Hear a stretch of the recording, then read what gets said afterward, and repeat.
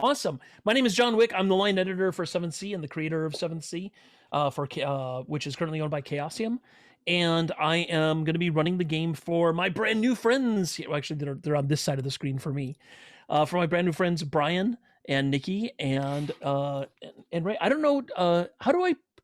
Azucena? Is that how I say it? I guess that's how the character is spelled. Oh, yeah. Oh, that's right. You got your character's name up there. Excellent. Okay. And so my friends Nikki and Ray and Brian, and we're going to be playing Save the Prince, which is in the quick start. And so if you want to see what the characters that they're playing and see the adventure, you can totally find the quick start on chaosium.com and download it for yourself. And so the premise of this adventure is that all of you are related to the recent prince of the Sarmatian Commonwealth, which in 7th is a magical sorceress alternative version of Europe. And so each of you are playing characters from an analog to a European nation. So for example, I know someone here is from Castile, which is the analog for Spain. And two of you are from Vodace, which is the analog for Italy. Lastly, you guys are in the Sarmatian Commonwealth, which looks a whole lot like 17th century Poland and Lithuania. And Dominica, you have recently been married to the prince of the Sarmatian Commonwealth. And the storyline, the backstory to the adventure, is that the prince is rather, shall we say, radical in his beliefs.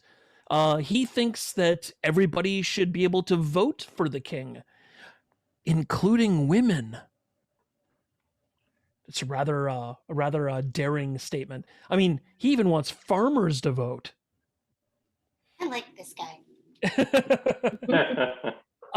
Currently, the only people who can vote for the king is the Sejm, which is their word for the Senate. And the Senate are very upset about the prince's recommendations, and someone in the Senate has sent assassins to kill the prince. And as it turns out, Prince Oleski, and as it turns out, when the assassins show up, the three of you are with the prince when the assassins show up. So Prince Oleski, if you can check him out in the quick start, he's a very handsome man. He has epic beard, and he's a hero in this game. And in this game, being a hero means something. So you are, surprise, surprise, starting the adventure in a room that's on fire. It should be familiar to all of you. And there are soldiers from the Sejm who are trying to burst down the door. At the end of this, and this is an action scene, and at the end, because we're just going to jump right into it, and at the end of this action scene, the soldiers are going to break down the door. And if they do, they're going to come in and you're going to have to deal with them. There's going to be a consequence of dealing with the soldiers. However, also in the room are a small group of assassins who have come to kill the prince. So if you don't deal with a small group of assassins, they're going to kill the prince. That's the second consequence. And the third consequence is the room is on fire. And if you don't do something about it by the end of the round, then something is going to, then all of you are going to take injuries or take wounds on your death spiral. So I will be playing the role of the prince. The prince is going to roll dice just like you guys. And let's get started. I'm going to start off by saying that the prince is going to be using, for his approach to deal with this scene, he is going to be using brawn and athletics. So he's going to be rolling 5 dice. So that's his approach. Brian, what is your approach for dealing with this scene? All right. So Ao is going to use finesse and weaponry. So he will be rolling 6 dice. Awesome. Nikki, how is... say now that I'll spend a hero point to gain because I know I'm going to need it later? If you want, you can spend a hero point on yourself. If you do, you get 1 bonus die. But if you spend a hero point on someone else, they get 3 bonus dice. Okay, I will spend a hero point on the prince to give him 3 bonus dice. That's awesome. So the prince will be rolling 8 dice instead of 5. Very cool. Nikki, what is Azucena's action in this scene? What is her approach in this scene? Finesse and weaponry. Awesome. And Ray, what is Dominica's action or what is her approach in this scene? She is going to use she's going to use wits and weaponry. Awesome. So everybody roll dice, and we'll see how many raises everybody gets. Oh, does anybody want to spend hero points before we roll? Spend a hero point on someone else or on yourself. Do we get to have the extra die because it's the first time rolling? Yes, because this is the first time you're using a skill in the game session. Everybody gets 1 bonus die. Okay. How many die are you rolling, Nikki? 9 because of the extra one. All right. I've got 8. So everybody rolls dice.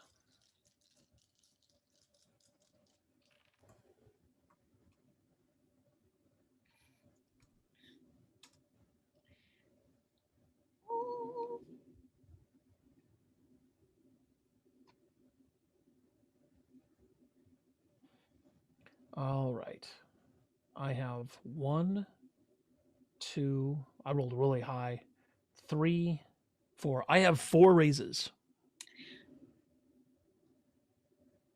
The dice have to add up to 10, right? You can be like it goes over and then you take some away. Well, if it goes over, you just stop counting. Okay, cool. So once you hit 10, you just stop counting, and Okay. that is a raise. All right. I have 2. 2 raises. Nikki, how many raises do you have? I got 4. And Brian? I have 3. Okay, so the prince has 5 raises, so he's actually going to go first, or he's going to decide who goes first.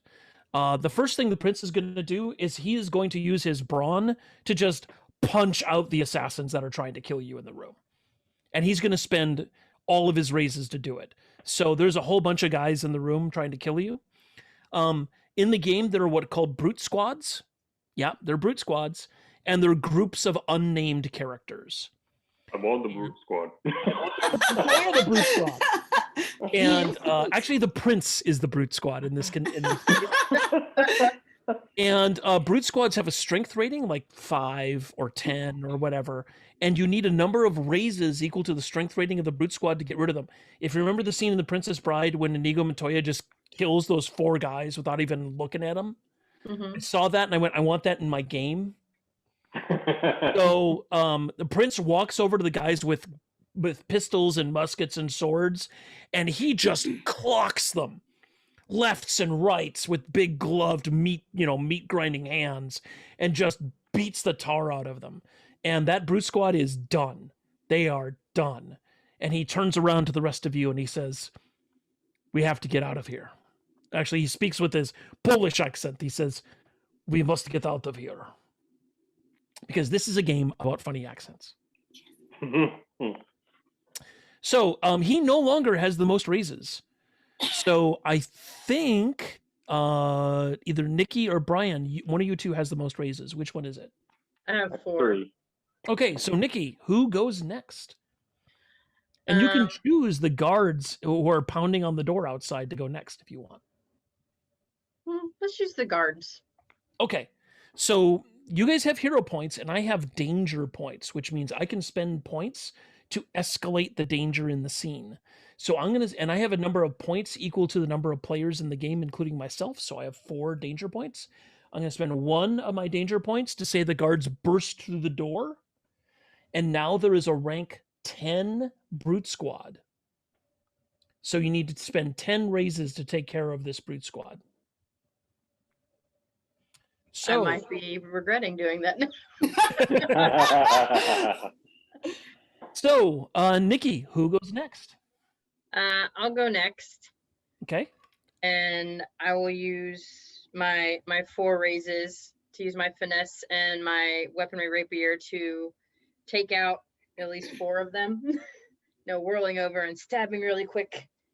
Well, actually, you are. Let me take a look here really quick. Oh, that's right. You don't have the. You aren't the duelist that our friend Brian is. We're gonna see how his dueling skill works in a little bit. Mm-hmm. So, how many raises do you want to use to take care of the brutes? I will use. I'll just say 3 instead of all 4. Okay, so the brute squad goes. So you walk over with your sword and your fist, and you walk over and just and make short work of 3 of the 10. So now there are 7 left, and you no longer have the most raises. Brian, you have the most raises. Who goes next? Okay, so I'll go next. I was planning to do this to the assassins, but the guards work just as well. So since I'm using my finesse and my weaponry, I'm going over with my sword, and I'm going to get my hero point back since I'm earning a hero point when I resort to the edge of my blade to defend a noble ideal. Right? There you go. So I can take down 3 of the remaining guards, and I can spend my raises for that. So, actually, the way that you're because you're a duelist, you have a unique advantage, which is you can spend 1 raise to do a number of wounds equal to your weaponry. So, what's your weaponry skill? 3. So you can spend 1 raise to take out 3 brutes. Oh wow! I could spend 2 and take out 6, right? Yep. And Nikki took out 3, so we're down to 1. Yes. I mean, I could spend the last raise, I suppose, to take out the 1. But if you like, if you want my advice, I would save that last raise. Always save your last. I was thinking about that, but yeah, okay, I'll save it. Like, I really want to be with that one. Okay, yes. So what happens is that Assassina and Ennio both rush forward, and in this blur of swords and fists and kicks and all that other stuff, just those 2 take out 9 of the 10 guards. And because I'm generous, I'll say the last guard faints. Flees in terror. Flees in terror. I'm a generous GM. So, yeah, the guards are dealt with. So there's only 1 hazard or 1 consequence left in the room, and that's the fire. So, let's see. Who has raises left? I know, Brian, you have 1 raise left. Nikki has 1. And Ray, how many raises do you have? 2? 2. And what was your approach? My approach was wits and weaponry. Wits and weaponry. If you can take care of the fire using your wits and your weaponry, it only costs 1 raise. So, or you can use both raises to go outside your approach. Which would you like to do? Well, I'm going to use that. First, I'm going to swoon at my husband, the Prince Alexei. Oh, so brutal, so very handsome. Love it when you smash, honey. And then I love the Madeline Kahn impersonation. Go ahead. Yeah. Oh, so very I'm down nice. for it. and then afterwards, I'm going to. I wish that the other one had stuck around because I really wanted to use my disdain. Like, oh, I can't believe they send such incompetent fools after us. But then I just kind of roll my eyes in that general direction and use my sword. Do I have a sword? Can I have a sword? If you like. Yes. I want a sword. I use my sword, my fine lady's sword, to slice down the nearest tapestry and use it to smother the flames. Oh, awesome. Hey, Brian, actually, no, it's not Brian. Ray, I will give you a hero point if you agree that your husband gave you a sword as a wedding gift. Absolutely, he did. You can have a hero point. Thanks. So it's a table rule of mine whenever I say something that's true about your character, because you are the author of your character. But if I say something that's true, then I offer you a hero point as a bribe.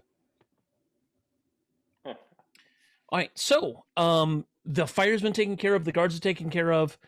You are safe in this room, although there are more guards coming after there, because the Senate has sent essentially the Sarmatian army out to kidnap the prince, so they can torture him and make him recant all the things that he has said. However, if you peer out the window, the prince points out the window and he says, "Look, there is a ship out on the dock. Perhaps we can escape the city by getting to the ship." This sounds brilliant, honey. Let's go. You're such a good Vidace wife. Yeah. Great, honey. It's great. I know when to fight and when to go with. So, Enio, come on, Azucena. Awesome. We go. So you head out, but you're gonna have to find a way to head out. You could go through the house, because you're in the royal mansion. So you could go through the royal mansion, which would probably be tricky because there's a lot of guards out there. Or you can find some other way to get out. Which way do you want to go?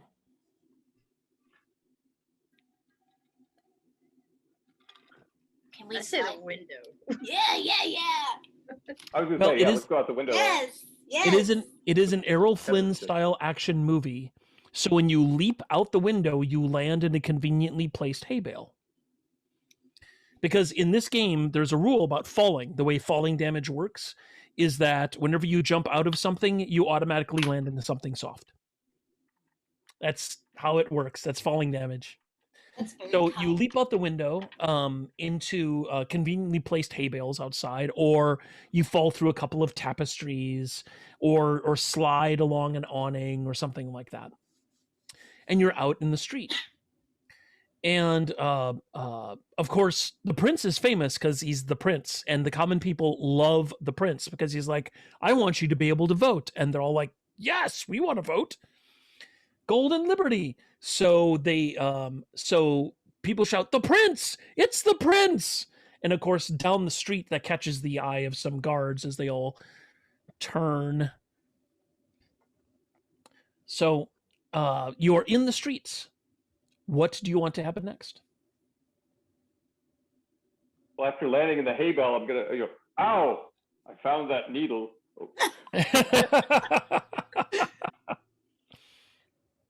Oh, I find an awning and I throw it around the prince like, you need to hide yourself. Oh, but I am. But you are, yes. This is what you are. Yes. Shh. And Come you on, toss honey, him let's over go. your shoulder and everything. All right, so off you head down the streets. And as you are heading down the street, you're dodging in and out of places. Now, thankfully, you do have Assassina with you, and she has some rather unique advantages for sneaking around and getting in places and getting out of places. And so Assassina, what I'm going to do essentially is, because you are an ex-thief, ex-assassin who has repented her evil ways and is now, protecting people. You have the streetwise advantage. You can spend a hero point to locate a fixer, an information broker, a black market, or a similar underworld figure.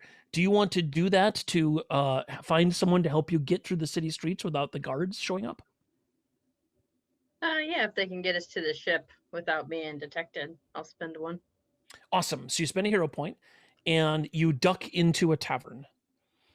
And the tavern is full of pirates. Fun. The best kind of company. And they're singing a sea shanty about something bawdy and awful, and you all rush in, and everybody stops and looks. And then one of the captains, one of the women, she says, "Keep singing," and they start singing again. And the captain comes over to you. She looks like if what I like to do in the game is I like to, because it's an action movie, I like to cast actors as NPCs. So she looks like Ruby Rose with a shaved head, and she's wearing a crimson vest, and has pistol, and she steps up to you and says, Assassina, it's been a long time, huh? It's been a very long time, friend. We need safe passes to a ship in the harbor. Can you help us with that? So, does anybody want to name the NPC, or should I give her a name? Okay, I will give her a name. Her name is Red Margaret. And Red Margaret says, as a matter of fact, that's my ship. Oh, then we're very lucky, eh? But, it's going to cost you. How much? And she mentions a figure. She mentions, because money, who cares about money? And she mentions a figure, and inside the wrapping over your shoulder, the prince says, "I'll pay it." Well, I guess we got it covered, Red. Let's get you to the ship. Screen wipe to, yeah, exactly. To all of these pirates still singing sea shanties, with a cart with 1, 2, 3, 4 barrels in the back. Boom, ba-dum, ba-dum, singing the song. And Red Margaret is, or Red Maggie, as she's sometimes called, is in the front of the cart. And they come up across a blockade of guards.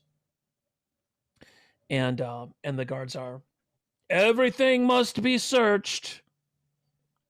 And Maggie says, "All it is pickles. Would you like a pickle?" She has a pickle. And they say, "Oh, everything must be searched." And she takes out some of the money and she says, "Are you sure?" Says, "Yes, we searched this. Go on." And the cart goes on. And you cross around a corner and the prince pops his head out and says, "That was close." And then pops his head back in. And you're on the ship. Hey, does anybody want to name the ship, or should I give it a name?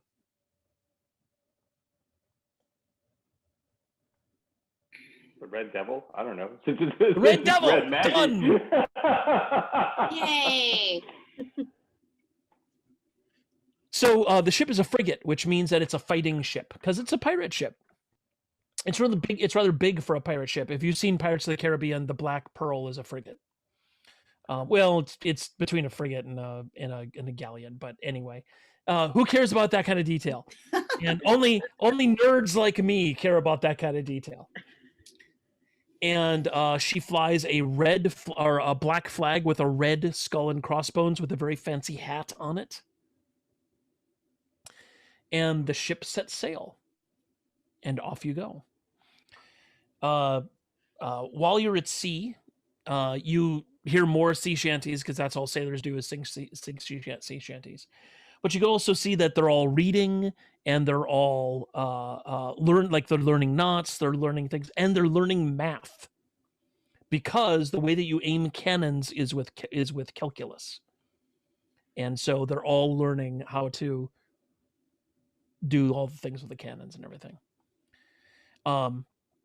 Now, the question is, where do you go? That's a tough question.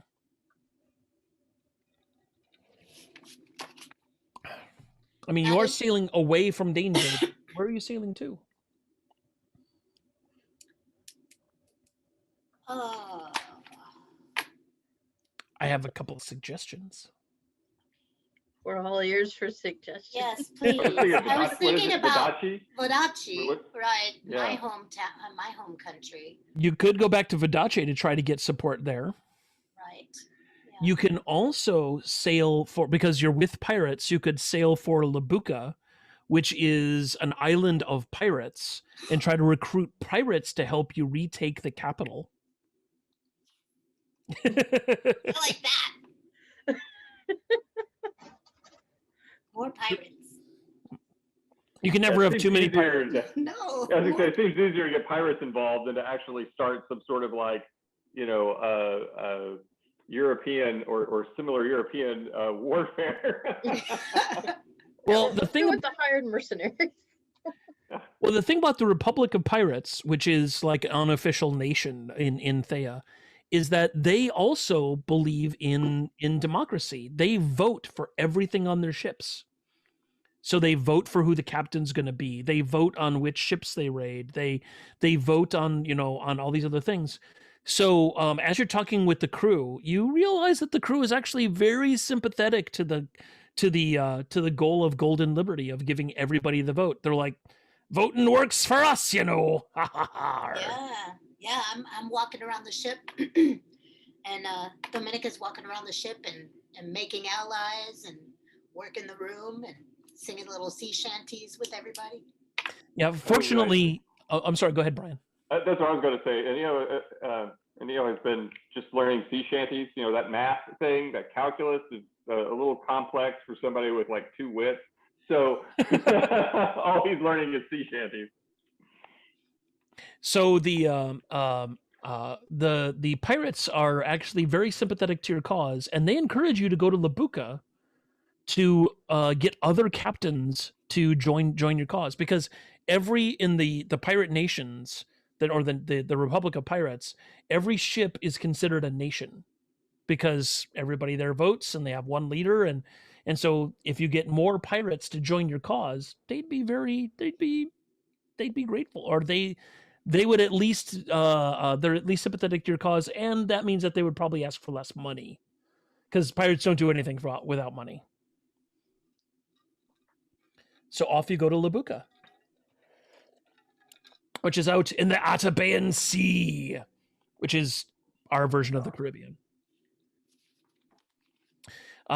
So it takes you a couple of weeks to get out there, and when you get to Labuka, you've heard stories of the great pirate city of Labuka, and the stories do not do it justice. Mainly because you heard that it's a wretched hive of scum and villainy and all that kind of stuff. And actually, the city is rather peaceful.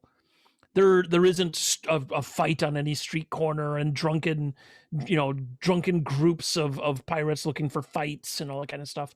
It's actually rather orderly when you get there. The city looks clean. There are people out cleaning the streets. All that kind of stuff. It's really surprising how well kept Labuka is. And when you arrive, Red Maggie says, that tavern over there is called the Captain's Quarters. And that's where and you have to be a captain to go in, or have a captain invite you in. And that's where you want to go to get captains to help you. Well, can we just jump in with what our character would say? Or? Oh yeah, go for it. Okay. Oh, thank you so very much, Red Maggie. You've been nothing but so very gracious and generous to us. I'm turning Irish. I don't know why. You've been so very gracious. Yeah. It's hard not to fall in the Irish accent. Would it be? Is possible that you could take us to captain's quarters? Could you invite us? I'll take you to the captain's quarters. Thank you. No, she does has a pirate accent. Ah, fantastic. Oh, simple it is to speak like a pirate. So you head over to the captain's quarters, and it is this huge tavern. It has a main floor. It has rooms in the upper floors. There's a shanty man or a shanty singing a song, more shanties. You have learned so many sea shanties in the weeks that you've been sailing. Or as the Born on the Black Flag novel says, he was only a week at sea, and already he knew why sailors always sang about going home. So you head in, and you notice that there are all these different tables set up, and each of them appears to be a different captain and their crew. So what I'm going to do is I'm going to have you guys make Wits Rolls. Uh-oh. So it's okay. Oh, Ennio, it's fine. You're pretty. It's okay. So go ahead and make wits and add any skill you like that you feel is appropriate, because you're going to be using your raises to tell me what kind of captains are in the room. Can I ask a question real quick here? Sure. So if would this be an appropriate time to cast read, or to not cast, Yes. I guess, but to use read? Yes, you can. Okay. And how do I go about that? So using fate magic, because you're a fate witch, Right. means that you can see the lines of fate that connect different people. And it means you can tell who owes who money, who has an emotional connection with someone else, who has conflict with somebody else, and all those kinds of things. So you can see the connections between people. Okay. And you can use your raises to tell me about the connections to people. Okay. All right. Do I need to use a hero point or anything? Or it's sorcery, so yes, you need to use a hero point. Okay. And then So I'll do the hero point. Oh, cool. Oh, thank you. Okay. So then so we're doing a wits roll, and then we can add a skill too. Can I add a skill plus the read, or do I is read? Just go ahead. What we'll do is that you can use your raises to tell me what kind of connections these people have. Okay. All right. Thank you. So you're going to be using wits, and what skill is everybody going to be using? Brian, which skill are you going to add to your wits? Notice. Notice? Okay. And Nikki, what skill are you going to use? Empathy. Oh, cool. Okay. So this is the first time you're using those skills, so be sure to add a bonus die. And does anybody want to spend any hero points? You know what? Red Maggie, she likes Inio. She thinks he's a big, dumb, handsome man. So she's going to spend one of her hero points to give you 3 bonus dice. Cool. Oh, nice. Nikki, how many are you rolling right now? I rolled 5. I can count, I promise. Oh, that's fine. 5. By the way, I want to spend. Can I spend a hero point on Nikki? Yes, you can. Okay. By the way, Nikki, did you notice that Assassina has camaraderie as one of her advantages? Mm-hmm. Which means when you spend a hero point on someone, they get 4 bonus dice instead of 3. Awesome. That will come in handy later. I'm waiting for the big villain to show up. Oh, jeez. When you're all ready, tell me how many raises you have. This has been the best roll of my life. Okay, I have 5 raises out of 7 dice.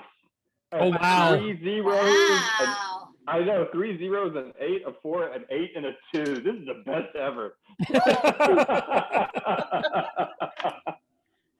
Awesome. So 5 raises.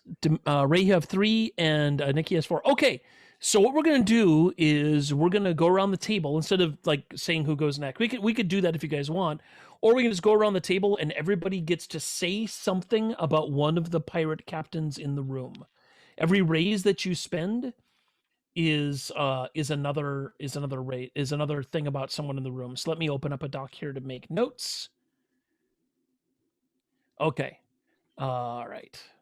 And Brian, you have the most raises, so you go first. You can say the first thing about any captain in the room. Okay. I noticed there's a captain in the corner whose crew is clamoring for some action. They want to see some battle. Oh, okay. Do you want to say anything about the captain in particular, like what the captain's name is or anything like that? We'll call him what is it? We'll call him Sharkbait. Captain Sharkbait. Ooh, ah, ah. Oh. Oh dear. It's an ironic name. Because shark. Yeah, he fell into water in shark infested waters and got out. Yeah, that would be great. He wears shark skin boots. Yes, exactly. All right, that's awesome. All right, let's just go around the table. Nikki, first mate chum.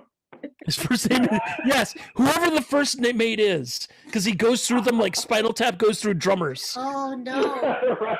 They explode even. Explode. How does it happen at sea? First mate is always called Chum. Come here, Chum. All right, Nikki, what's the next thing that's true about the captains and their crew in this room? So over on the other part of the room, you see a captain, since we're keeping with this theme, Captain Nemo. Aw. And is very sympathetic to, I guess, losing loved ones or losing something that they love, which would go well with the prince. Oh, okay. Captain No One. That's what Nemo means. It means no one. Ooh. Awesome. And he's very sympathetic. He or she, because we haven't determined a gender yet. He or she is very sympathetic to losing loved ones or something they love. Awesome. Ray, tell me what Dominica sees or anything at all. Dominica is very curious about a table that she sees. It appears to be a table of women pirates. Okay. Exclusively led by a very, very tiny, diminutive woman with like bright silver hair. And they all appear to be just kind of meditating. They're just very calm. And this captain and the crew are very dedicated to seeing the depth of things, like the sea. They're interested in what's underneath and what's hidden. So they spend a lot of time meditating and contemplating. They're meditative, contemplative pirates. Yes. Well, they'll still kill you. But then, you know. Contemplatively. Yes, yeah. They're like, yum. Yeah, y'all gonna die. They'll still kill you. They're just gonna meditate on it first. Yeah, and after they'll think about the deeper meaning of them killing you and taking your stuff. Right. Premeditated and post-meditated murder. Yes. Yeah, got it. Awesome. So, Brian, do you want to add anything to any of the existing pirate tables, or do you want to add a new one? Okay. Just because I have to, because I'm that nerd. I noticed that when they're talking about it, Captain Nemo is referring to their ship as the Nautilus. Yep. I have to. I'm compelled. Indeed. I'm just looking at my shelf because I have the Alan Moore's League of Extraordinary Gentlemen. He did a series about Captain Nemo's daughter. Oh, there we go. That are really, really, really fantastic. If you get a chance to read Alan Moore's Nemo trilogy, the comics are really, really great. Okay, so the Nautilus. All right, next, Nikki. Anything else you want to add to the existing captains, or? I'm gonna add a new captain just because, again, nerds have to. There's a very hyper crew in the room talking about drinking and just fighting, but they're really good at heart, and the captain's name is Monkey D. Luffy. He's wearing a straw hat, and he has a various ragtag crew, and one happens to look like a reindeer. Where Straw Hat Luffy. Oh, okay. You damn anime fans. Okay. I was waiting. I'm like, somebody's gonna call her out for One Piece. Somebody, come on. And of course, Captain Luffy has the straw hat. Okay. They're called the Straw Hat Pirates. Straw Hat Pirates. Awesome. Ray, do you want to add anything to the existing pirates, or create a new one? I will create a new one. There is a table I see a table where it appears if there's reindeers, then I'm like, all right, then there is a captain who is basically looks like they're kind of a cross between a humanoid, but also kind of like a squid. Like they have like tentacles for hair. It's very fascinating to Dominica. So clearly cursed by some kind of sea creature. Yeah. So that's going on, and then the crew seems to be just kind of. They just seem pretty normal. Like as much as their captain is very notable, they just seem to be pretty normal. And that captain's name is Therapeutic Lorifi. And I don't think I gave a name for the other captain, which was Gale Storm. Gale Storm. That's a Right. nice name. So you're going to have to put in the chat how to spell this captain's name. I will do that. I will do that. Oh, I'm not allowed to do that. Oh, wait, no, I was trying to share my screen. Wrong one. Okay, here we go. So, whoops.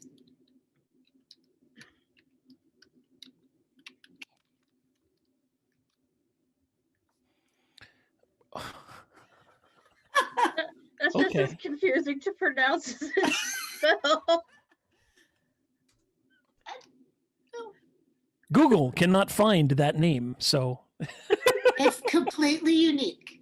yes, it is. Woohoo! It is completely unique. Yeah, just like the odd-looking captain. Way to go, Ray.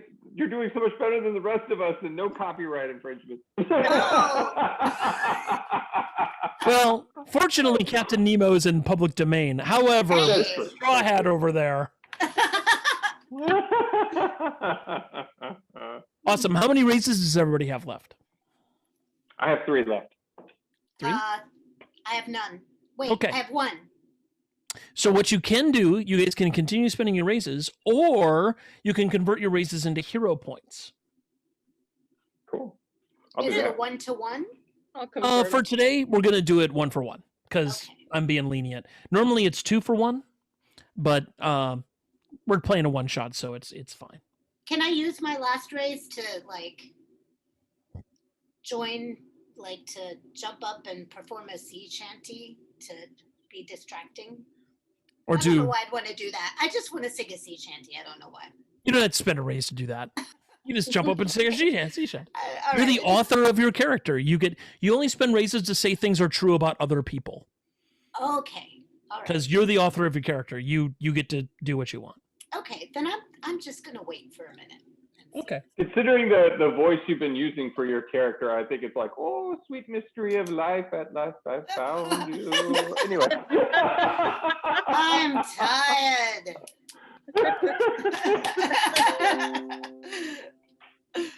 Awesome. Okay, so with all these captains in the room, it is time for you to consider how to convince them to join your cause. And each captain, I'm looking at each of these captains, and I'm thinking about different ways different motivations that they have for you wanting to join, for them wanting to join your cause. So, which captain do you want to approach first?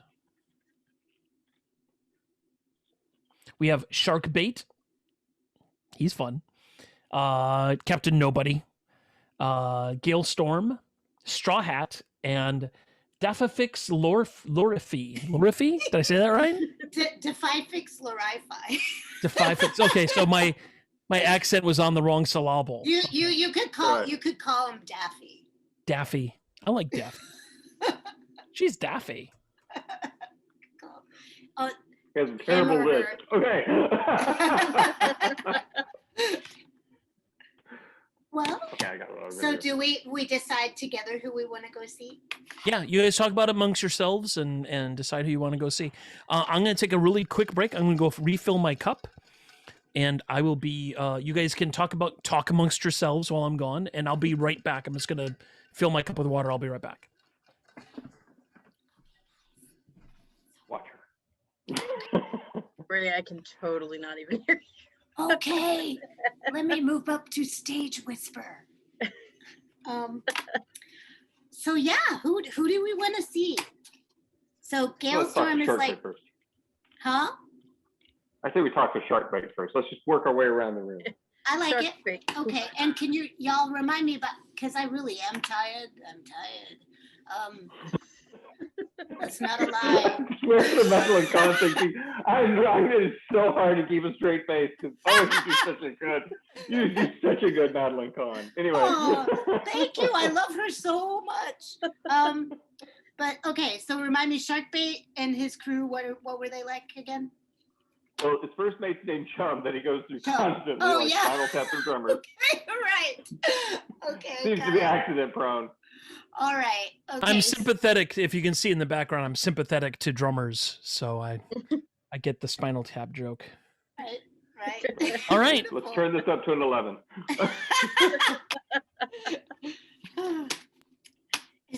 What's wrong with being sexy? Nothing. This is what happens when a bunch of nerds just start like, you can make up the story, you should go along. Awesome, let's do this. Yep. Let's pull from all the material. Yes. Just taking it all. Beautiful. So which captain do you want to approach first? We think we're going to go to Sharkbait first. It seems to me that Sharkbait would be the most stereotypical of the pirate captains here. Yarr, darn tootin'. And he says, "Oi, are you here to sign up for me crew? I'm always looking for more crew. Ain't that right, chum?" "Oh, yes, sir. Whatever you say, sir." Yes, this definitely, certainly looks like a very brave and strong crew. Darn it! No, I can't not speak in an Irish accent. Very, very brave, strong crew you have here. "I thank ye. We have the best crew in all the 7 seas." All right, I really do want to do read because I would like to be able to see if is this appropriate time to do You that, can. or- So what happens is whenever you use a fate magic, you get a lash.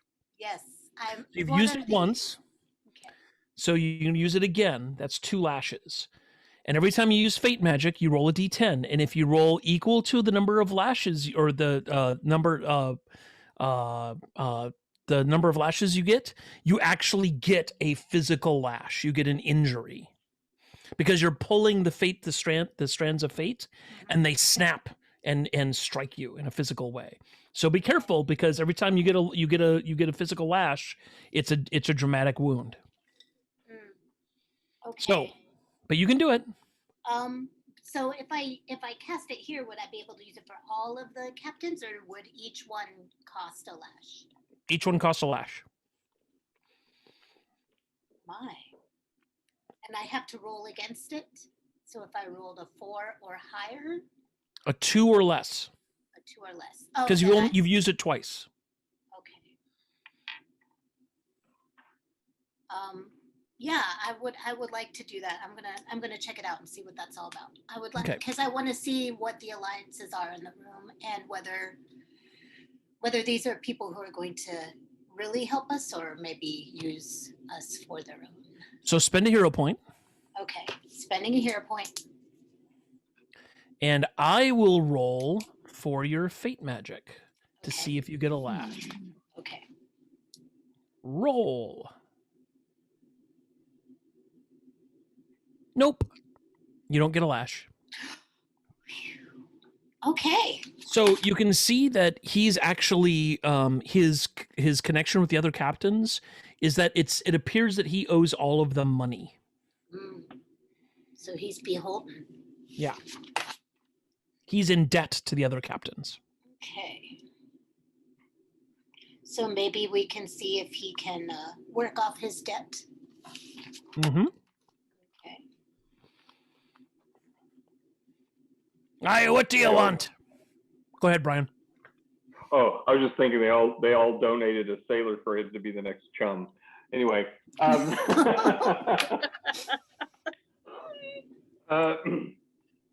I, let's see, I would probably like to use like panache and what is it? What would be the other skill? Maybe empathy, to try to get, to try to tell, hey, to try to get him to be empathetic with the cause of you know, of our princeling here, and think of all the money that he could make, you know, if he endears himself to the leader of a country. Oh, good call. Okay, go ahead and make a roll. You can make a panache plus empathy roll. Sounds like an appropriate roll. You can suggest something else if you like, of course. Oh, that sounds good to me. All right. So every raise, you get to tell me the details of the conversation, including whether he agrees or not.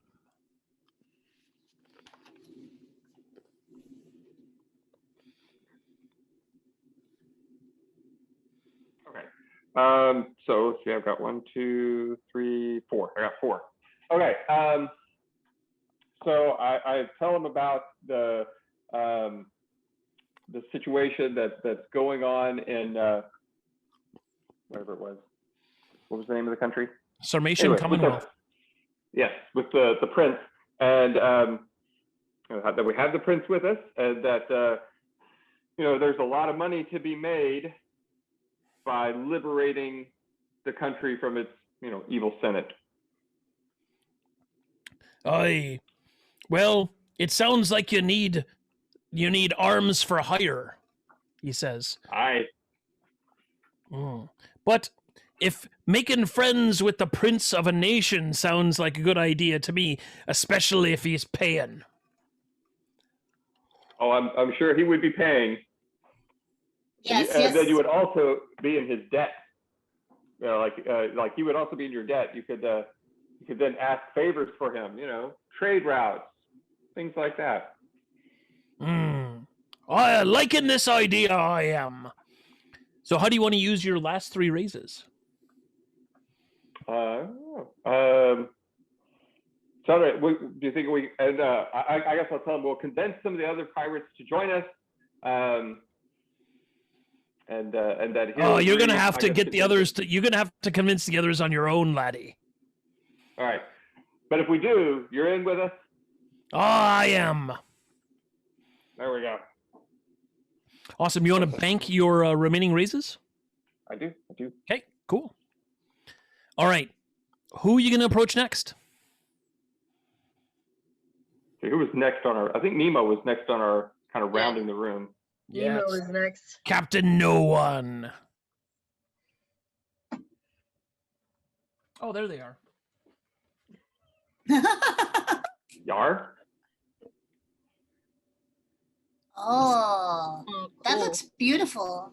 Yeah, the art's really good. If you've never read the League of Extraordinary Gentlemen books, this is really good. Awesome. So, Nemo, No One.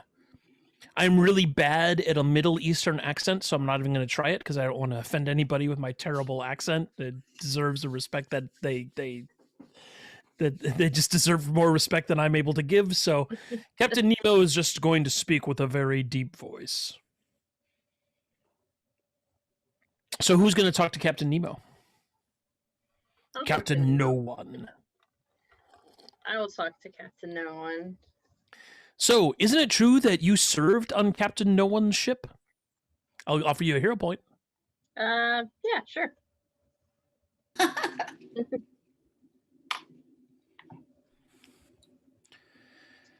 So you know that Nemo is very reluctant to get involved in politics.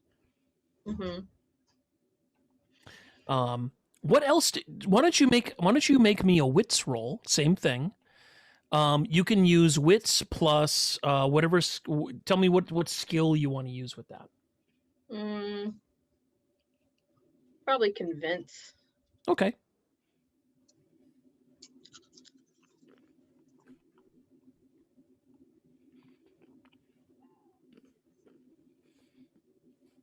got one. You got one? One. Oh. I You can wanna spend a spend a hero hero- point and help you you. wanna I'll spend a hero point and help her out. All right, Brian, you spend a hero point and you roll 3 more dice. All right. You can spend hero points after you roll in this game, by the way, Awesome. because you're a big damn hero and you don't. So now I have 3. Oh, that's better. So, how do you want to spend your raises? You can tell me how the conversation goes. Okay, so I'm going to spend them on talking with Captain Nemo, and I'm going to say that I left on good terms because he knows that I left to help out for a noble cause. Okay, that's 1 raise. I left on good terms. Okay, I left on good terms, and another raise to. I'm going to say he owes me for saving his life one day. Awesome. That's 2 raises. Where this is going? And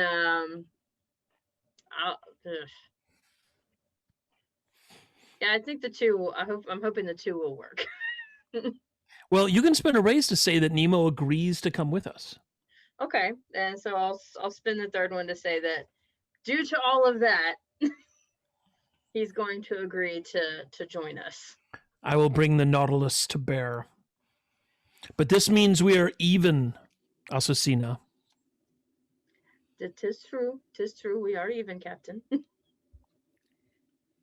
I read him? Sure. All right. I'm just Costs gonna you a try hero reading point. all of them. I know. I might need some help here, y'all. But I feel like it's important to read these guys and see what the connections are. I can give you a hero point if you want. Oh, give me one next time if that's okay. Okay. How's that? Okay, cool. Okay. So, Now you spend. So now we're going to roll a d10. So now we're up to 3. If I roll a 3 or less on a d10, you get a lash. Oh, I see. Oh. This will be Here we fun. go. Here's the d10. I rolled a 10. Well, you are rolling better rolls than me today, so that's good. I have the GM's curse. I always roll well in the player's favor, and I always roll bad in my favor. Well, I thank you for that. All right. So, what is it that what you tell me what his strands are to the other captains? Is it conflict strand? Does he have conflict with them? Are they in debt to him, or is he in debt to them? Does he have an emotional bond with one of them? What is the specific detail? Let's see. I think that Nemo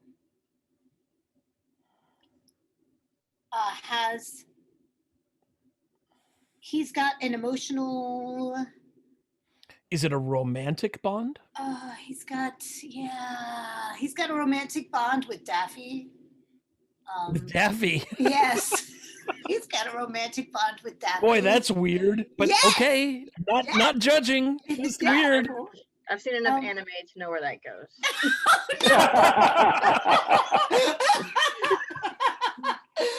Wow. It all began over their fight, whether it was rabbit season or duck season, and before you knew it, they were the best of friends. Oh, there you go. Yeah. So there was so before Daffy became the way that Daffy is now, there was a romance that was budding, and then something happened to Daffy, and now it's very awkward. Because Daffy still has the same feelings, but Nemo is squint. Dun dun the dun. appearance. Okay. So, who is the next captain you are all going to talk to? You've talked to Sharkbait and Nemo. You have Galestorm, Straw Hat, and Daffy next. But I do want to say he still secretly likes her. Or Okay. them. Still secretly wants them, but is afraid of how it would appear if It's a vanity Yeah, Nemo and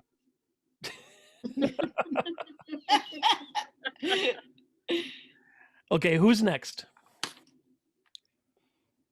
Are we gonna stay in the order, or do we want to Whichever ones you want to do So next. then it would be Gale, right?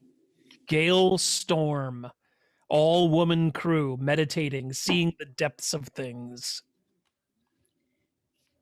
Before and after they slit your throat.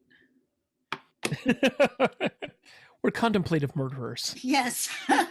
Contemplative cutthroats. Yes, exactly. Yeah, there's a deeper meaning to all this. So, who wants to approach Gale Storm? I will. Okay. So, Why don't you make a wits roll for me? okay. Or what do you want to? How do you want to approach this? Because you could use wits or panache. You could use any approach you want. I think wits is a good good one. Wits is seeing things, and panache is convincing people of things. Okay, let's go with panache. Okay. But I get much more dice with wits.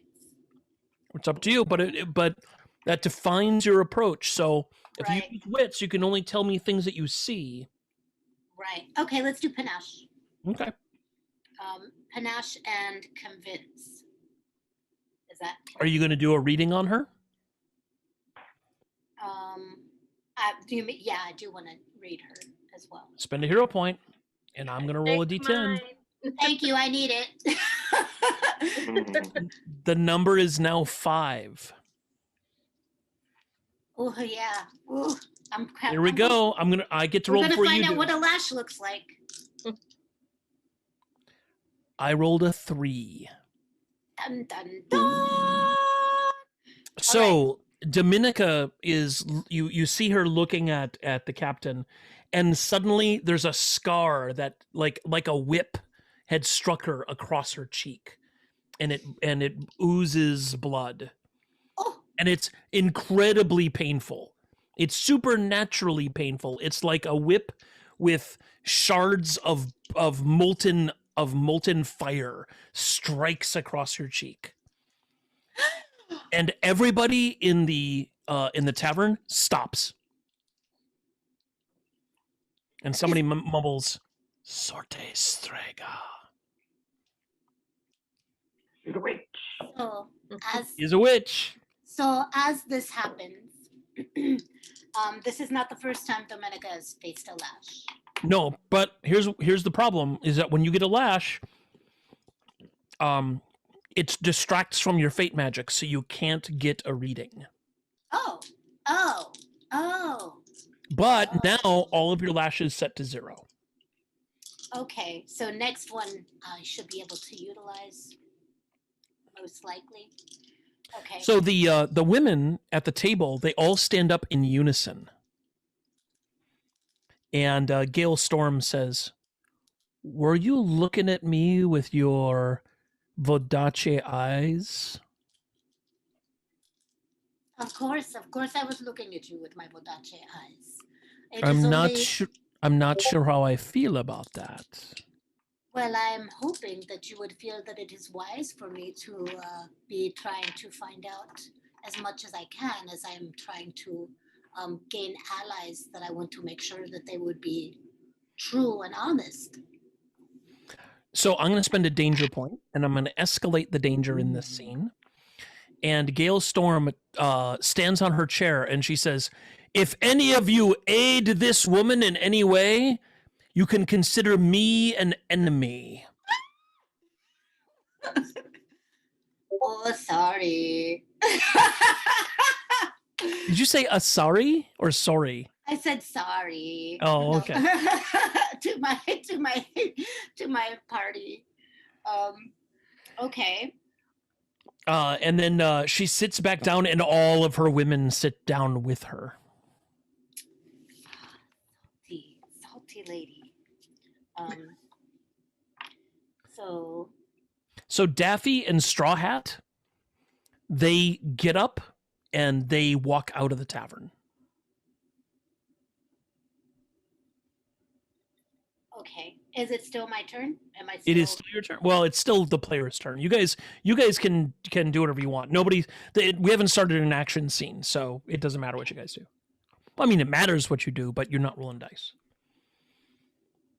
Would anyone want to try to stop the others from leaving, or try to convince Gale otherwise? I will stop the others from leaving. Or, well, actually, you know what? I'll try. I have 3 successes left that I banked earlier, so I will try to convince her otherwise, and let Nikki stop them from leaving. Well, thank you. I figure that will be harder work. So Nikki, Asusina actually has background with these people because she's from, she has this sort of background. Do you want to try to use that background to your advantage to try to convince the others from leaving? Yes. Okay. What is your approach? How are you going to do that? Remember, your approach is a trait and a skill. Okay. I'm going to use panache and convince. Okay. So I'm going to tell you that convincing. Well, let me do this. Let me roll for Gale Storm. Right. 1, 2, 3, 4, 5, 6. All right. 1. Oh, that's fortunate. Okay, so she only got 2 raises.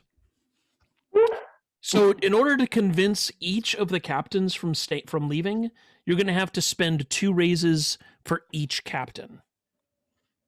Okay. So if you don't get how many captains are left? I think 2. There's two captains leaving. Straw Hat and Daffy are leaving. I'll spend a hero point to help you out, Nikki. Oh, so roll 3 more dice. Yay.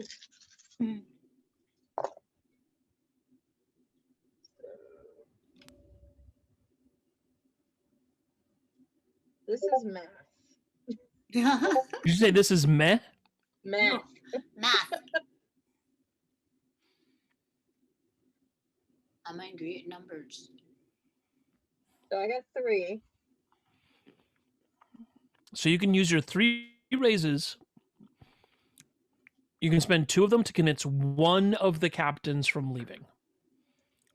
Which is it going to be, Straw Hat or Daffy? Monkey de la Fée or Tentacles for Hair? Oh, both are awesome. I'm going to go with Straw Hat. Okay. So how do you do that? You successfully do it, but tell me how you successfully do it. So appealing to Monkey D. Luffy's heroic nature, I explain the plight of the prince, and that the prince has a lot of meat in his storage. Oh, jeez. Because, Monkey's all about the food. Monkey is all about the food. Like the cat. All about the noms. All about the noms. And I'm sure, Captain Straw Hat, that the prince would be willing to throw a banquet for you and all of your crew. All the food you can eat, all the meat you can eat in one sitting. Well, in one sitting, I love this. Fine print disclaimer. Yes. Well, having never seen Monkey D. Luffy in person, I'll have to assume that Monkey D. Luffy is very happy about that. And even does the... I just have to assume. His crew would not be happy with him, but he would be fine. So, however, say it for me again. Defifix Lorify. Lorify. Okay. I need more indicators with the vowels. But she, however, with her Medusa-like hair, is unconvinced. And she leaves. So Brian, is it your go or? Right. So I was going to spend my bank. They were from Panache and Empathy. First, I convinced what was her name? The captain that's mad at you. Gale Storm. Oh, Gale Storm. Gale Storm. First, I convinced Gale Storm that you know how the Vadachi women are. They're hot-tempered and hot-blooded, and sometimes they let their mouths get ahead of them. And she didn't mean anything by it. She's my sister. She's not that bad. So Gale Storm has calmed down a little. Right. But then I convinced her that she's under a lot of stress because her husband is the prince of this particular country, and what all has been going on to unseat him because he wants to bring democracy to the people there. And that she has her mind on that and is desperate for help. Can Domenica interject at this point too? Can we go back and forth, or is it sure he finishes? Okay, and so then I want to use an honest misunderstanding. Oh, okay. Yeah. So go ahead and read out loud what that does. So I use 1 hero point to edit, redact, reinterpret words said by me or another hero into the highest compliment. Yep. So what he meant to say was, or what I meant. Yeah. So how would you like to edit or redact or otherwise change your phrasing? So I'm standing next to Ennio, and I'm looking at Gale, and I kind of get down to, she's sitting down, and I kind of squat down, so I'm not standing over her, but I'm kind of next to her, like kind of not in her face, but right kind of eye to eye a little bit, and I say, please, I apologize for any misunderstanding. I would never try something, I would never try to understand or read any person that I did not think was very strong and worthy. When I try to read you, it's not because I think less of you, but because I think more of you. I see how strong you are, what a beautiful crew you have, and I meant no disrespect. I apologize very deeply. So Gale Storm is still suspicious because she does not like Fate Witches. However, she says, I will not declare anyone here an enemy, but I will not help you. Understood. You're a strong woman. I respect. Dun dun dun. If you change your mind, come talk to us. And with my last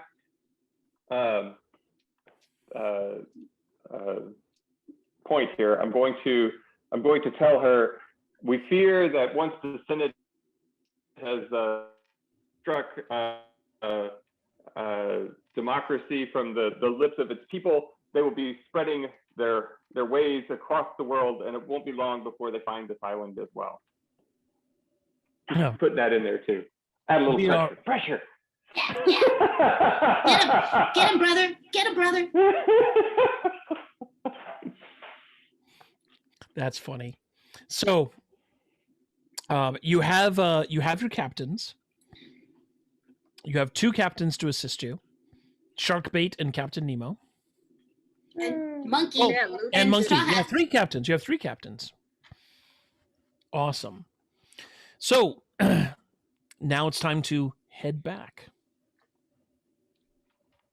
So Anthony, how much time do we have left?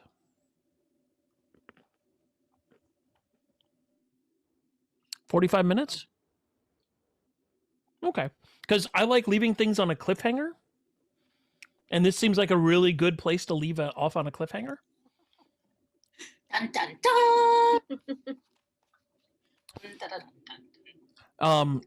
Is it okay to stop here, or do you want to carry on for a little bit longer?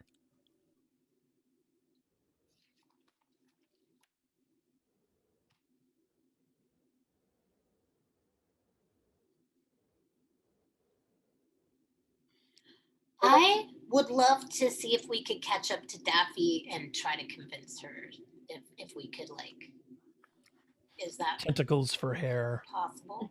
Sure. So she has her own. So let's do that, and then we'll leave off with that. So Daffy has her own island,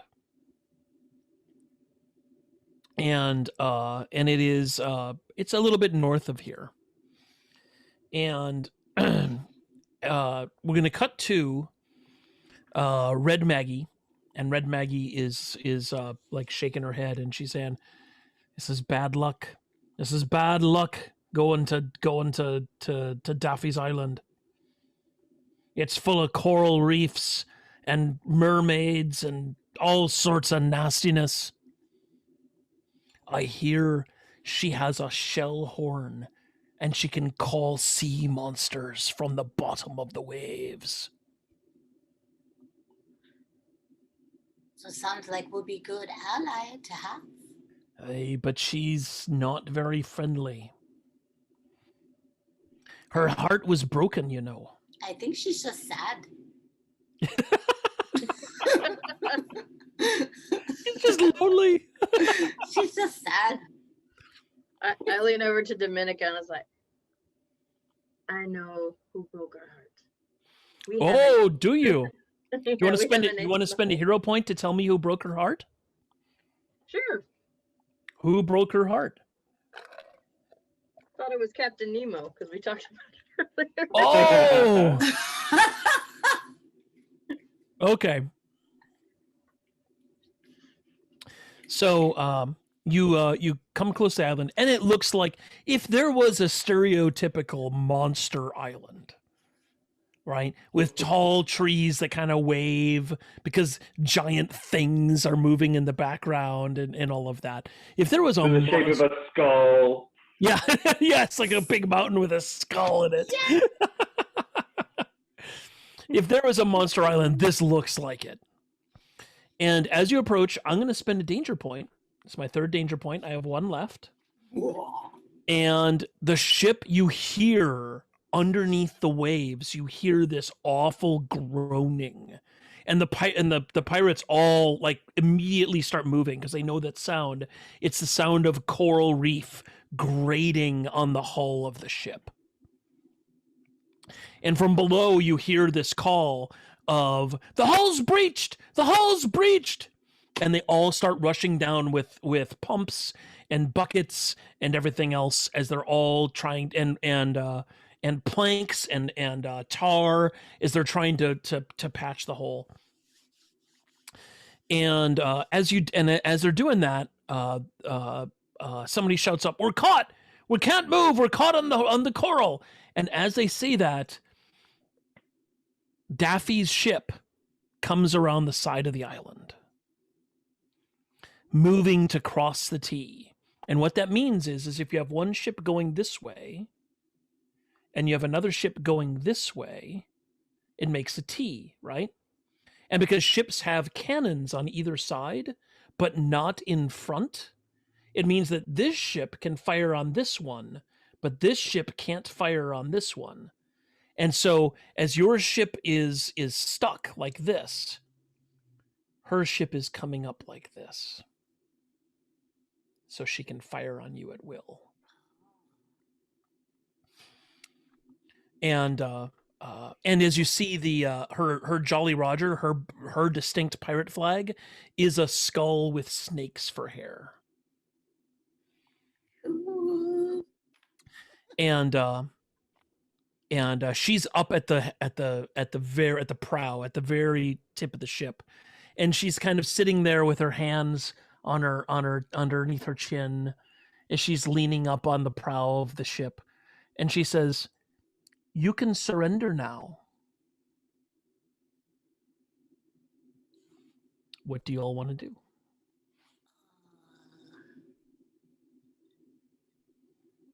Well,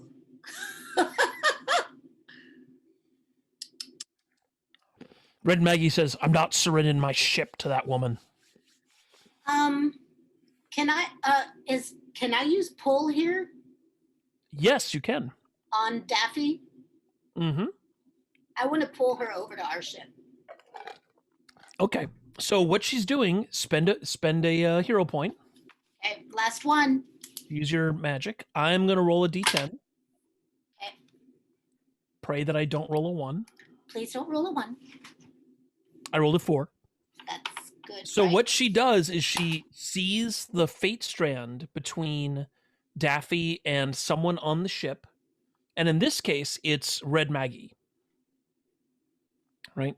And you reach forward and grab that strand and pull. Mm-hmm. And grabbing strands like that is incredibly dangerous, and it creates slices on your hands. Mm-hmm. Okay. Is that a lash or is that? It's not a just- lash. Okay, Right? it's just what happens. It's just what happens. Okay. I'm not too worried about wounds and stuff because we're kind of playing light. But you pull her, and the rest of you see her fly off the prow of the ship and land on the deck of your ship. Remind me not to piss her off later. I was like, oh, I'm not gonna like this. Well, they're gonna fire on us, but now they won't because we've got their captain. Don't you know fate witches can kill you just by looking at you? But don't worry, honey. I like you. It's okay. So she's on the deck of the ship, and she gets up and draws her sword and says something awful about fate witches, which is not appropriate for a PG-13 movie. Even though we get one F-bomb, it's not appropriate for this PG-13 movie. I mean, I would totally try to use "we're not so different" here. But she's not a villain. Oh, she's not. She's a hero. Okay. Yeah, she's a hero. Then I will not do that. So she Astasina, she knows you. I'm going to offer you a hero point to say that she knows you, right? Sure, we can do that. Okay. And she walks right up to you, and she says, "What's the meaning of this?" Actually, she speaks with a Greek accent. She's speaking with a Greek accent because she's from Numenari. She's Numenari, and she says, "What is the point? What is the meaning of this?" Well, Captain Daffy, we have questions that we want to ask of you. And this was the only way we could do it, was come to your island. And now we make a mess of things. We ran the ship. You tried to make us surrender. We just want to talk. The Republic of Pirates has specific rules. If it's on the water, it's fair game. 'Tis true, 'tis true. Psst, those rules apply to her too. And you're on the water as well, so all is fair in love and war. Oh, Don't you gotta mention- bring love into this. Yeah, and she says, "Don't you mention love to me," as her snakes in her hair hiss and spit. Ooh. And I mentioned love for a reason, Captain Daffy, because I know a certain someone that probably would like to talk to you at some point. If you're willing to parlay. I will never speak to him again after what he Think did. being kind of stupid, Inio would go up and Actually, tell her it's- she- Go ahead, come Brian. with I'm us. sorry. Tell her he's coming with us. Tell her he's coming with us. Actually, didn't we say Nemo's a woman? Oh yes, okay. She's coming with us. Yeah. It says, "I will never speak to that woman again." You don't have to speak with your mouth. You can use language of love. You be quiet, fate witch, she says. And can I say, can they be moray eels? Sure, they can be whatever we want them to be. That's a moray. I was thinking the Oh, same that thing. no. That's too far. That's too far.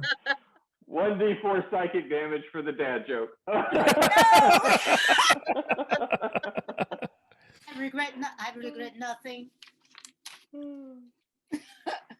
She said, So- I heard your offer of rescuing the Sarmatian prince and his throne. What's in it for me? What would you like to be in it for? I have everything I need. I have my island, I have my ship, I have my crew. I sail the sea. I have freedom. What else would I need? Well, you see, that's the thing. If these Senate people win, then you may not have this freedom. They will try to divide everything up and own everything, and they will take everything from everyone. They will take all the freedom. Sarmatia is a landlocked country. They have no influence over me. I can sail away from them. You can't sail your island away from them. Where are you going to find another island? Oh, can't I?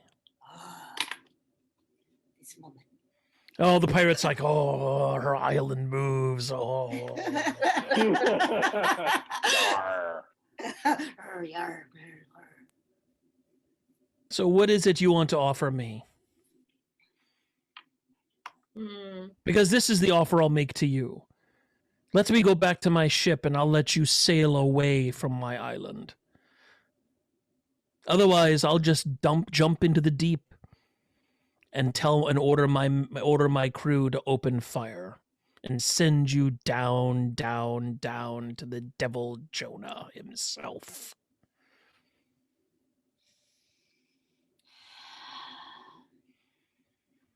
What about if I owe you a favor? Because you know I have a certain set of skills that could handle things for you in places that you can't get to. And she says, well, I know that you're an honorable woman and you keep your word. Do you give me your word that you will owe me a favor I, and that I can call upon it at any time? That's good enough for me. I think Can your that's fate all. witch send me back to my ship, or am I going to have to swim? Domasina, the nice captain has agreed to join us. Can you send her back to her ship now? No. I was gonna say, I don't know that the magic works in reverse. Yeah, there is no push Right, there's only push pull. effect. There's only So- pull. So I'll say, even though this woman speaks very ill of me without knowing maybe what I'm really about, we're not different so much. She is changed by magic, so am I. However, I do not have that within my power, and it's a beautiful day for swim. Ugh. Very well. So she leaps off the ship and she dives into the water and swims like a fish right back to her own ship. Her crew cat throws over a line and they pull her up the side of the ship. And she holds on with one hand, watching the fate witch with her cautious eyes. And that sounds like a good place to stop. Way to make an enemy, Ray. Yeah, well, it's not my fault I Twice. am what I am. I was born Twice. that way. So, did you all have fun? Yes. Yeah, it's a lot of fun. That was super cute. I liked it.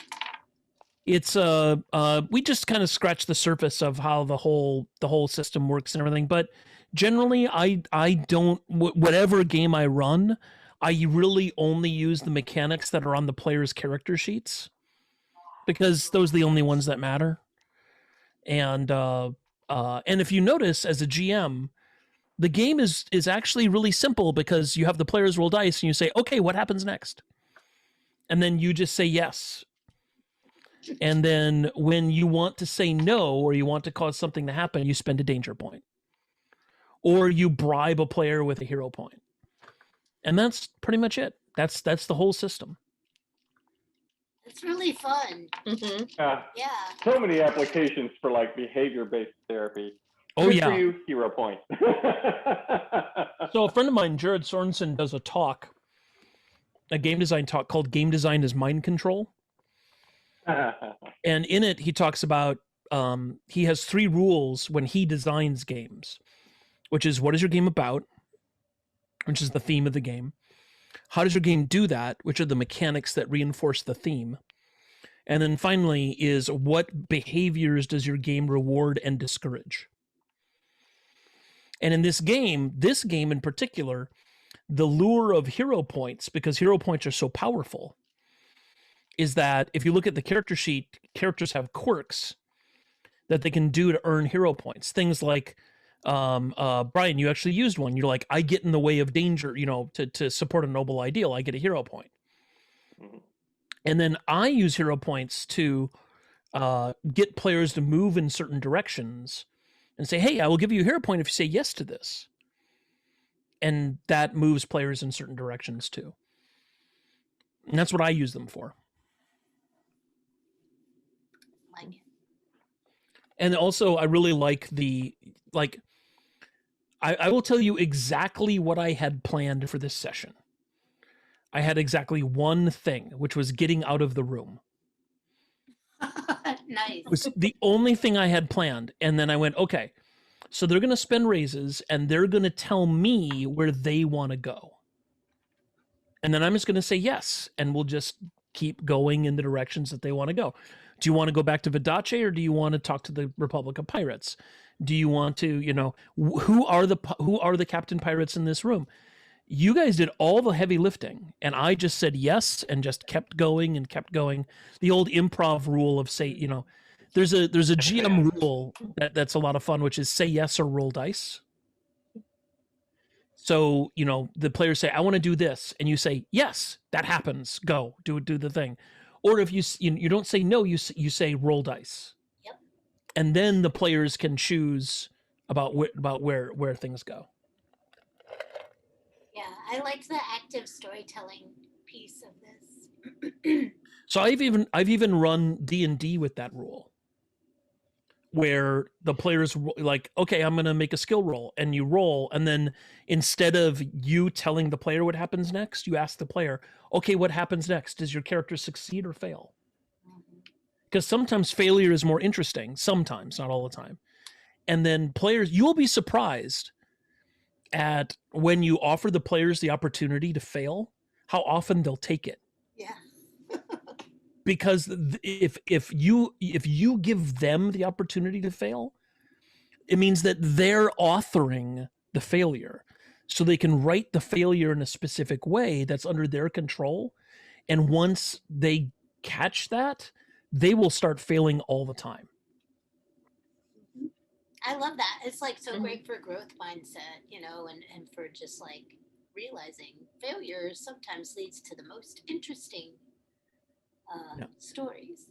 If you watch Raiders of the Lost Ark and Ghostbusters, the protagonists of those movies fail every role. Yep. They fail everything. And that's a bit of hyperbole because they succeed at the end, right? But the amount of times that they fail but move the plot forward with their failure is indicative of how storytelling works, which is how the whole success failure mechanic, I find, is actually sabotages storytelling, because you succeed, and it's all, storytelling is highs and lows. And with games that are focused entirely on succeeding, then it's just highs all the time and you never get the lows. So that's my little post game thing. My favorite thing about Raiders of the Lost Ark is that, the plot just unfolds and Indy is sort of a hapless observer. He gets swept up in it, right? Yeah, he's not actually the hero. He's not changing anything. He's just sort of along for this amazing adventure of a ride. Yep. And games where, because it blew my mind when I first bumped into, because like my friend Jared, who had talked about the 3 rules about what does your game do and all that, he was the one who first introduced me to the idea of rolling dice doesn't indicate success or failure. Rolling dice determines who gets to say what happens next. Because in his game Octane, which is a post-apocalyptic game where the apocalypse happens and the only things that are left are everything that's cool. So in the game, it's not like Mad Max where everything is wasted, right? But instead, the bomb goes off or whatever it is, and you have Elvis and muscle cars and Samuel L. Jackson, and and in like everything that's cool is left. And in that game, when you roll dice, if you roll high, the player says what happens next, and if you roll low, the GM says what happens next. And so it has nothing to do with success or failure at all. It's just who has the narrative rights. Nice. So it's a real collaborative story. Yep. Mm-hmm. And because it's not success based, that means that players feel free to write their characters into really difficult situations or write failure into their character because they're in charge of it and they get to say what goes next. That sounds really interesting. Yeah, that sounds cool. Yay! How? And one of the reasons I wanted to run 7th Sea is or any of those games is because I wanted you to have a look at that, because I think it's a really useful tool for what you're trying to do. And I think that I'm going to give you an example, and this example may have been brought up by somebody else, but here in Phoenix, before COVID and everything, one of my players is a young girl who's on the autism spectrum. And I was running Star Wars, and she was playing a young Jedi character. And she later on, she told me this. Her mom told me the story that she was on the bus and she was being bullied by a couple other kids, and she was very confused and she didn't know how to react. And she thought, how would my character act? And she was able to confront the bullies because of it, because she was role-playing her character. And to me, I got choked up and I was like, that's so cool. And that was one of the first things that I was thinking about when Tony came to me and said, hey, we want to do this thing. And I was like, I got to tell you the story. Yeah. Because I think that what you guys are doing is really, really super cool. And I think that role-playing, I want you guys to have as many different role-playing tools as possible to utilize this in the best way you can. That's one of the reasons I wanted to run 7th Sea, is so you guys could get a look at that. Yeah. That your example is on the so I have a group and they do D&D based stuff, but they have a worksheet that they take home as sort of homework. That wouldn't be therapy without homework, at least the way I end up doing therapy. But one of the things the therapy asks, the homework questions asks them to do is to consider a situation that their character would have handled differently this week, and what they would have done, and how they think that would have been better or worse than what ended up happening. Yeah, it's really neat. There's another role-playing, it's a very small role-playing game, and I think it's called, I can't remember what it's called. It's called Urge Overkill or something like that. And it's a questionnaire that you answer before the game, and you answer it out of character.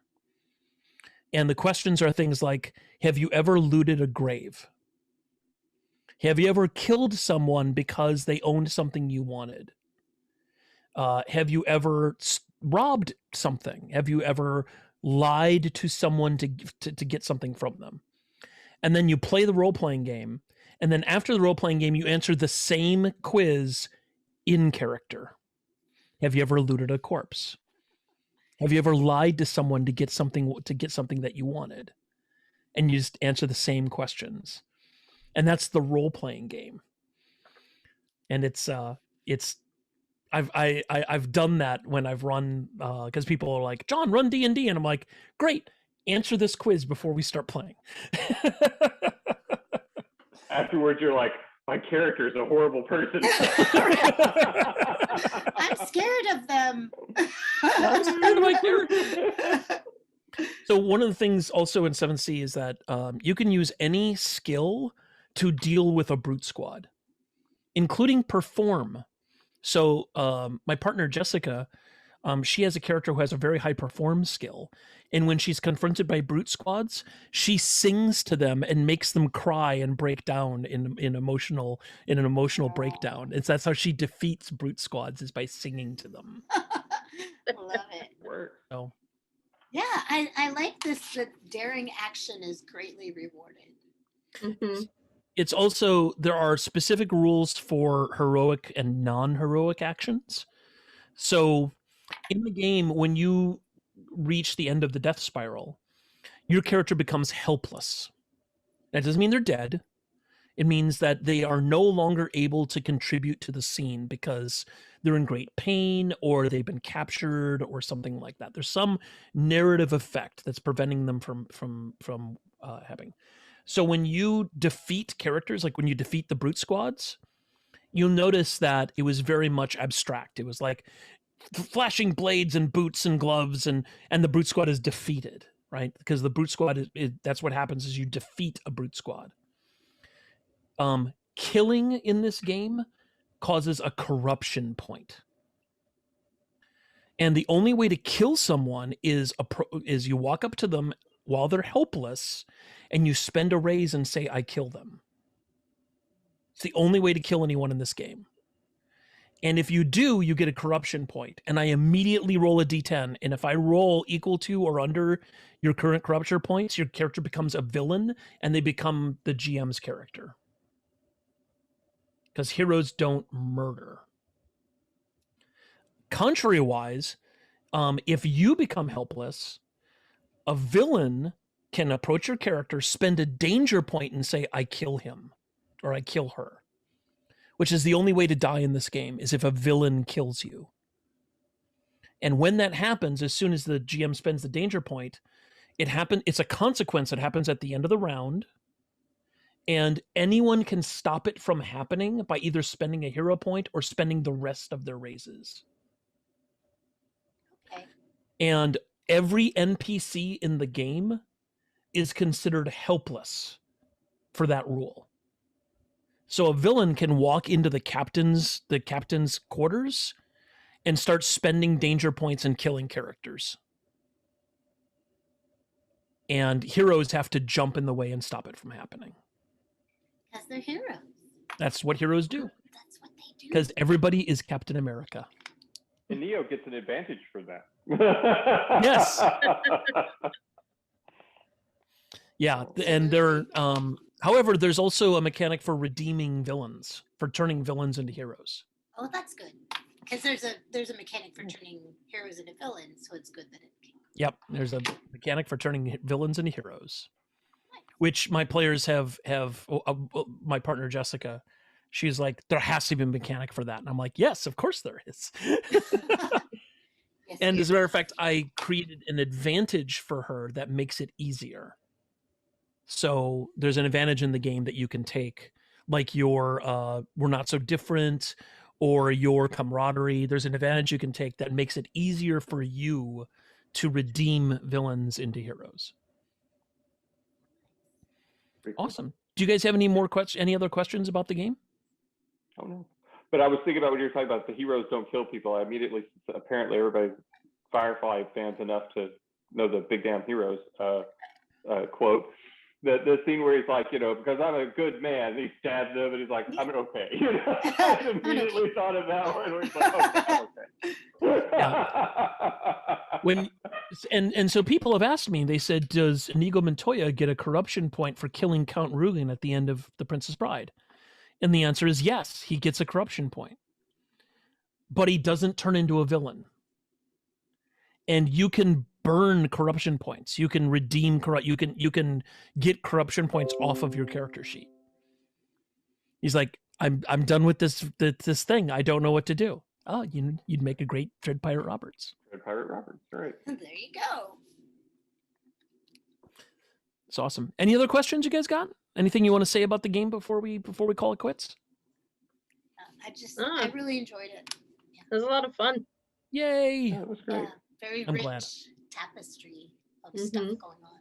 Yeah, the world is really, really, really deep. There's a lot going on with the world from the different, because you guys didn't see the England analog, which is Avalon. which is essentially Queen Elizabeth as King Arthur. So that's that, and then there's also Montaigne, which has the Emperor of, which is pre-revolution. It's Scarlet Pimpernel, France, and then there's Usura, which has the Tsar Revolution, and then there's Eisen, which is the big scary Van Helsing Germany, swashbuckling horror, is what's going on in Eisen. So there's a lot of stuff going on. Oh, yeah. Thank you for the introduction to this world. You're very welcome. Thank you. Yeah, You guys absolutely. you guys were great players. Thank you for you made it very easy to run the game. Oh, thank you.